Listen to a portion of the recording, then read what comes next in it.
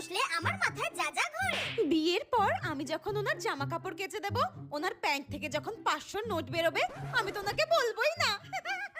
বিয়ের পর যখন আমি কোথাও শপিং করতে যাব, কোনো জিনিস যদি 1000 টাকা দাম হয়, আমি তো ওনাকে 5000 টাকা বলবো। টাকাই টাকা হবে।